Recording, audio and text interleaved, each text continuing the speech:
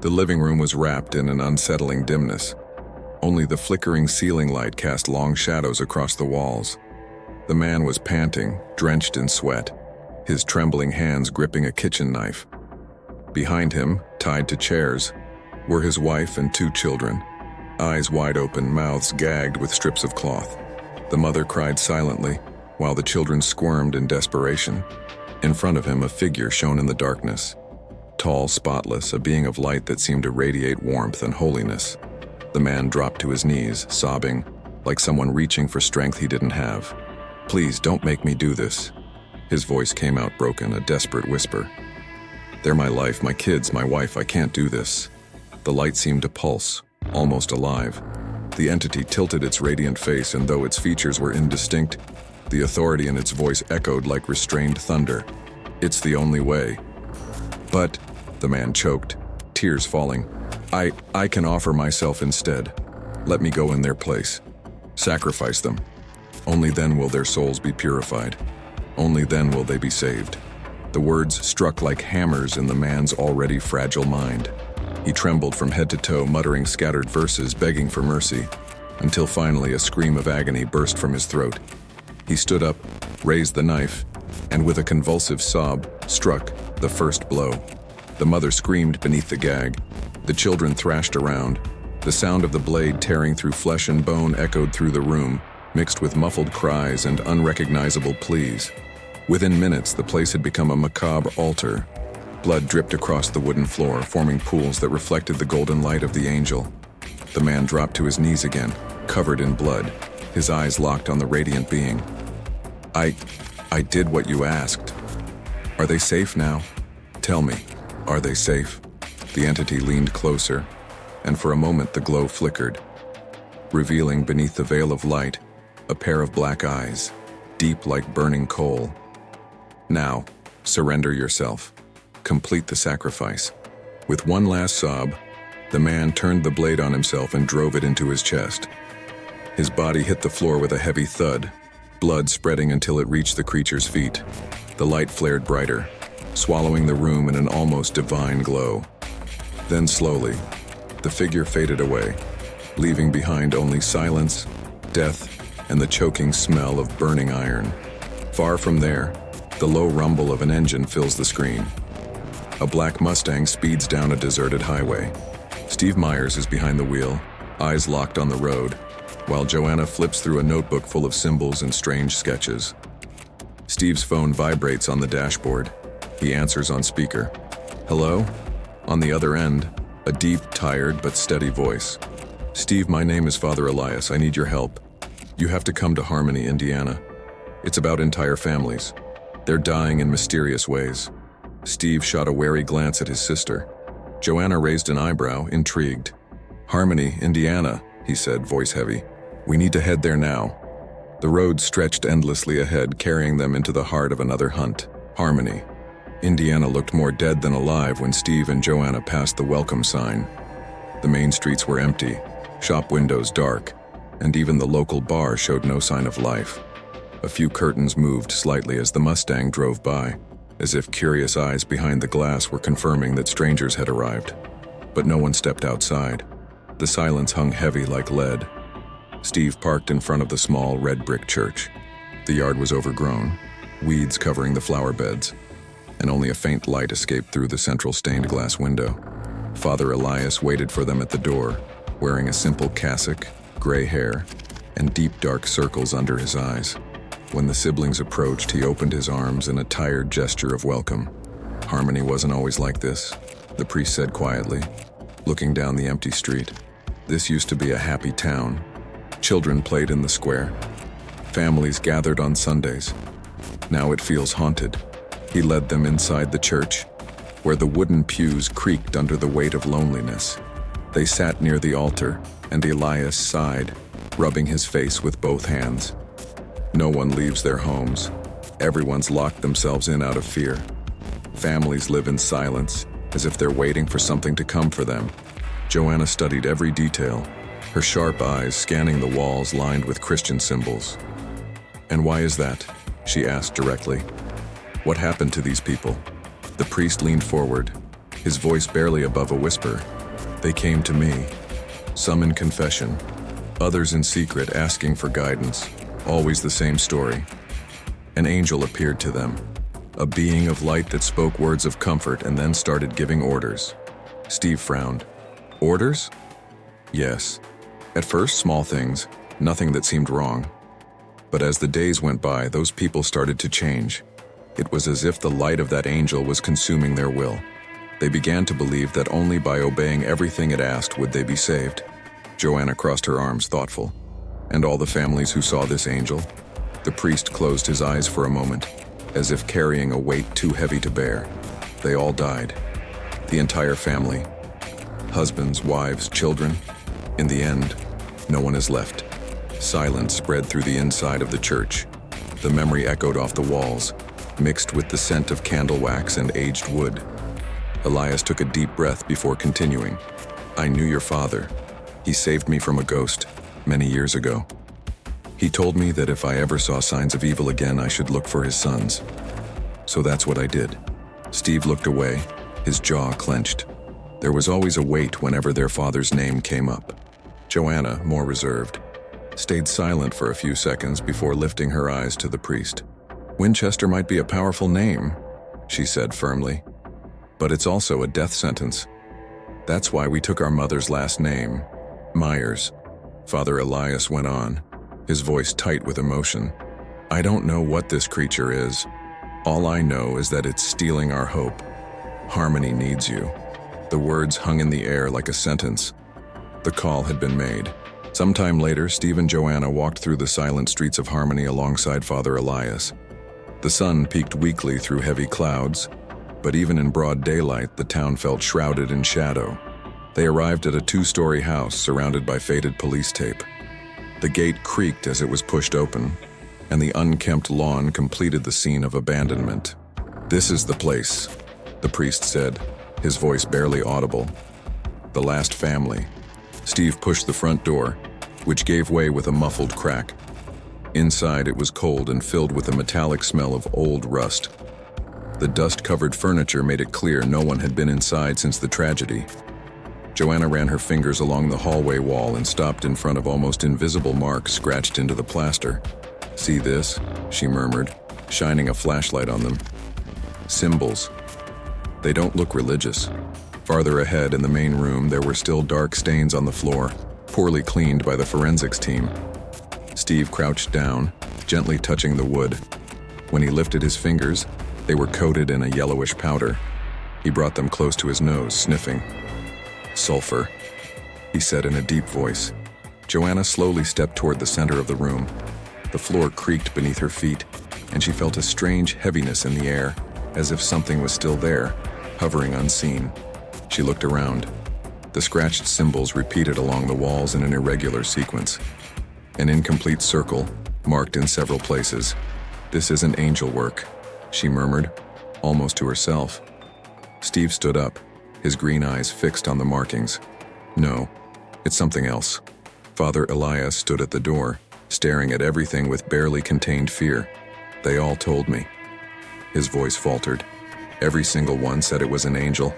Joanna nodded, closing the notebook she had been quickly filling with notes. If it is, it's not one I'd want to see coming down from heaven. Silence filled the room, heavy and thick. Steve took a deep breath, his expression hard. We need to understand what we're dealing with. If this has happened before, there has to be a record of it. He exchanged a quick glance with his sister. Joanna already knew where he meant. The library, she said without hesitation. That's where we'll find the answers. And for the first time since they arrived in Harmony, there seemed to be a path to follow. Harmony's public library was an old brick building, its walls darkened by time and its tall windows covered in dust. The place looked as forgotten as the town itself. As they stepped inside, Steve and Joanna were greeted by creaking doors and the smell of aged paper mixed with mildew. Only a few staff members were present, and none of them seemed interested in talking. The whole town kept its secrets in silence. Joanna headed straight to the historical archives, shelves packed with bound newspapers and folders full of town records. Steve, more impatient, walked the aisles until he found a room filled with criminal records stored on microfilm. Time moved slowly, broken only by the sound of turning pages and the hum of machines. "Here," Joanna called, pointing to a yellowed volume of records from the 1960s. The Walters family died inside their home. The father claimed he saw an angel giving him instructions. Steve walked over and examined the note. One detail stood out to him. They had all died within 4 days. In another folder from 1929, the same description showed up with a different family. And further back in 1896, the same pattern. "Always 33 years apart," Joanna said, flipping through pages quickly. "Always a father claiming to have received a divine visitation." Steve leaned against the table, eyes locked on the clippings. "This isn't a coincidence, it's been happening for over a century." Joanna pulled a small, worn leather notebook from her pocket. It was one of the journals they'd inherited from their father, filled with notes, symbols, and hunting records. She opened it on the table and ran her fingers over the pages until she found a note written in their father's rushed handwriting. "Lumiel," she read aloud, "also called the false angel, an infernal creature that appears as an angel to lure the faithful. It grows stronger by corrupting the entire family's soul, and the host's suicide seals the sacrifice." Steve leaned in, eyes fixed on the written words. "Then it's not an angel. It's a demon." Joanna shut the book firmly and took a deep breath. The pieces were starting to fit together. The families of Harmony hadn't received blessings from above. They were victims of an old lie, carefully repeated with each generation. On the table before them, newspaper clippings, death records, and journal notes formed a dark mosaic. Every line, every number pointed to the same truth. What haunted Harmony wasn't divine. It was a predator, using faith as bait. Quick pause before the ritual starts. Make sure to subscribe to the channel. The more subscribers we have, the lower the chance YouTube sends this video straight to the hell of oblivion. Think of it like an exorcism. To help the channel grow, we need collective support to make it work. Now hold that screen tight because this demon isn't here to play around. By late afternoon, the church bells echoed through the empty streets of Harmony. Steve and Joanna waited inside the church, sitting near the altar. Father Elias entered in a hurry, his expression troubled. "He came to me today," he said, voice strained. "Marcos Heller. He came to confess. Said an angel appeared in his home." Steve and Joanna exchanged a quick glance. Joanna stood up, resolute. "We need to talk to him, now." Soon after, they were standing outside the Heller residence, a simple wooden house with closed windows and heavy curtains. Marcos opened the door, surprised to see the priest with strangers. He was a middle-aged man, tired-looking, but his eyes shone with devotion. "Father Elias," he said, suspicious. "Who are they?" "Friends," the priest said, taking a deep breath. "Marcos, they can help you." Steve got straight to the point. "This angel you say you saw, he's not who you think." Marcos gave a nervous laugh, shaking his head. "No, you don't understand. I saw the light with my own eyes. He spoke to me, said I was chosen." Joanna stepped forward, her gaze locked on him. "And what else did he ask for? Small sacrifices? Things that seemed harmless but kept growing?" Marcos hesitated, lips trembling. "He only wants my family to be saved. He said if I obey, they'll be spared." "Spared?" Steve crossed his arms, voice thick with irony. "Every family that heard that same promise ended up dead. Don't you see the pattern?" Marcos was breathing fast now, his eyes full of tears. The devotion on his face wavered between faith and despair. "No, that can't be. He's an angel. I felt his presence." Father Elias placed a hand on the man's shoulder. "Marcos, listen to me. I've heard this before. It always ends in tragedy." But Marcos stepped back, gripping the doorframe like it was the only thing holding him up. "No, you're wrong. I have to believe in him. It's the only way to save my family." Joanna saw the stiffness in his eyes. The conviction had already taken root. Outside, the wind began to pick up, making the trees groan in the yard. The windows of the house rattled, as if something unseen was circling the walls. Steve clenched his fist, exchanging a glance with his sister. There was no doubt left. The cycle had begun, and the countdown would soon reach its end. Hold on just a second. This is important. If you've ever thought, I'm not creative enough to write a good story, I get it. A lot of people believe creativity is a gift, but it's not. There's a process, a way to spark ideas that actually work. In the first pinned comment, there's a lesson that shows exactly how to do that. Even if you've never written anything before, even if you think you don't have talent, even if you've tried writing your own stories before and gave up, and if you're willing to watch, you might walk away with your next big idea today. Now focus. What's coming next is going to hit you deep. Sunday dawned under a heavy sky, thick clouds pressing down on Harmony. The church bells rang, calling the faithful to morning mass. Among them was Marcos Heller, walking beside his wife and children. His eyes burned with fever, yet his face carried an air of unshakable devotion. A few blocks away, Steve and Joanna waited in the Mustang, watching the scene unfold. When they saw the family enter the church, they left the car and headed straight for the Heller house. The place stood empty, wrapped in silence, as if it had been waiting for them. "Let's move," Steve murmured, pushing the door open. It gave way easily. Joanna followed, pulling a small pen from her coat filled with invisible Enochian ink. She knelt in the center of the living room and with precise movements drew a circle on the wooden floor, reinforcing it with Enochian symbols. At first glance, it looked like nothing was there. But when she pressed her palm to the floor and whispered Latin prayers of protection, the hidden markings glowed in a burning light, forming lines that connected across the room like unseen chains.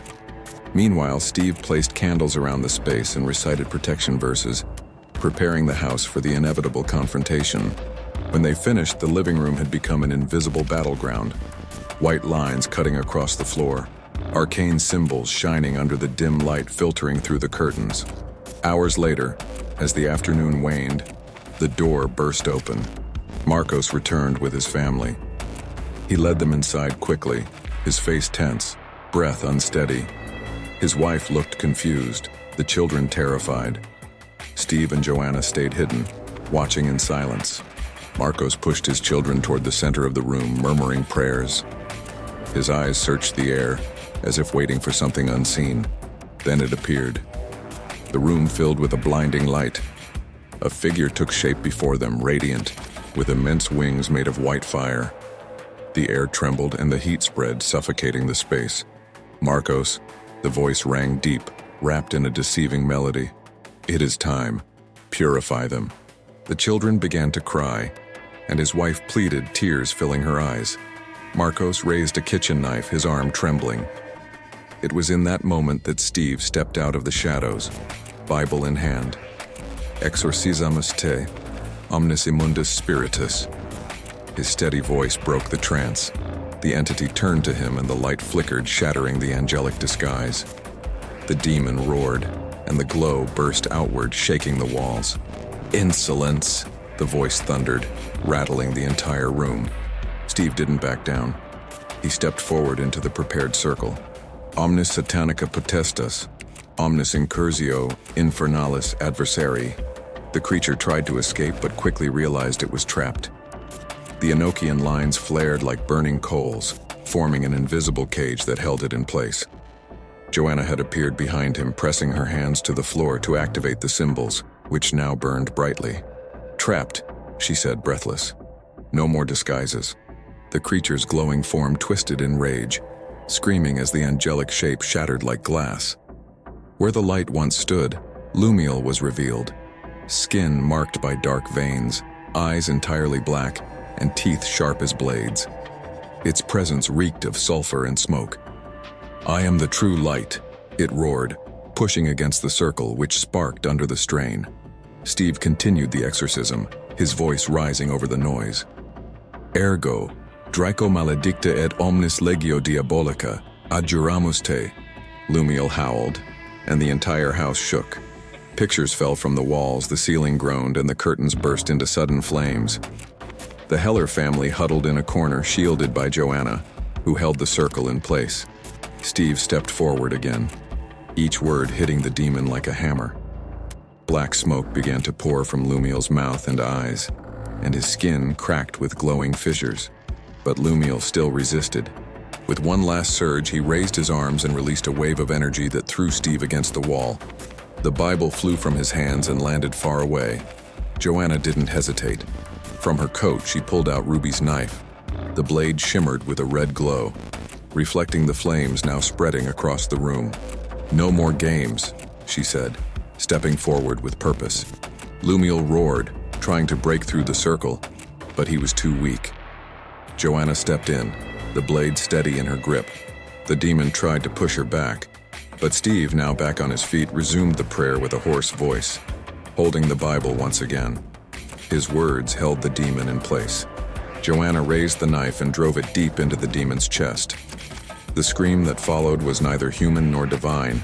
It was the roar of something ancient and wicked being torn apart. Bursts of light erupted throughout the house. Sparks raced across the symbols on the floor, and Lumiel's body was engulfed in black flames. The creature twisted one last time before collapsing into thick smoke that quickly faded away. The circle went dark, and silence returned to the room. The candles burned for a moment longer before going out, leaving only the stench of sulfur in the air. Joanna lowered the knife, breathing heavily. Steve stepped closer, placing a hand on her shoulder. Behind them, Marcos and his family wept in shock, alive, saved by a thread. The false angel had been destroyed, but the mark of horror would stay with each of them forever. That Sunday, Harmony came face to face with the true face of corrupted light. The Heller house remained steeped in silence after the battle. The protective circle had faded, leaving behind only white markings and soot on the floor as reminders of what had happened there. Marcos trembled, holding his wife and children as if he feared letting them go. His eyes looked like those of someone who had seen his own soul on the edge of the abyss. Father Elias arrived shortly after, called by Steve. As he stepped inside, he brought a hand to his mouth at the smell of sulfur and the state of the family. He approached Marcos, murmuring a prayer in Latin, as if trying to cleanse the air still thick with dread. When he finished, he turned to the Myers siblings. "You saved this family, and you saved Harmony." His voice wavered between gratitude and reverence. "Your father would be proud." Steve looked away, as he always did when his father's name was mentioned, but he didn't object. Joanna nodded firmly. "We just followed what he started." Outside, the town remained quiet, but something had changed. A few curtains were drawn back, neighbors peeking out. The fear was still there, but the invisible weight seemed to have lifted. Harmony was breathing again. That night, Steve and Joanna met Father Elias in front of the church. Elias thanked them once more, handing them a small silver cross he had carried since he was young. "When your father saved me, I didn't know if I believed in miracles. Now I know that good exists even in the darkest places. Keep this as a reminder." Joanna took the gift and slipped it into her coat pocket. Steve just gave a slight nod before walking toward the Mustang. The priest stood watching as the car pulled away until it disappeared down the road. Miles later, night covered the horizon. The Mustang's engine hummed steadily, cutting through the silence. Joanna rested the open journal on her lap, writing with a steady pen. The words filled pages stained with time. Lumiel, the false Barakiel, deceiver of light, eliminated. 33-year cycle broken in Harmony, Indiana. Families saved. She closed the journal and sighed, staring out the window at the dark fields. Steve kept his eyes on the road. After a few minutes of silence, he murmured, "Sometimes the brightest light hides the deepest darkness." Joanna didn't respond. She simply watched her brother's shadow reflected in the glass, understanding the weight behind every word. They both knew that victory didn't erase the losses that came before, but it reinforced what had always been clear. The Myers legacy wasn't just about hunting monsters. It was about protecting the innocent, even when their faith was used as a weapon. The Mustang kept moving, swallowed by the darkness of the road. Another town saved, another chapter closed. Steve and Joanna remained silent, bound by the same truth. The hunt never ended, but with every battle won, they became even more the heirs of the destiny that ran in their blood. And you, what did you think of the false angel and the twist this story took? Tell me down in the comments. If you enjoyed this hunt, make sure to subscribe to the channel. Every subscription helps keep this road alive and spread the stories that deserve to be told.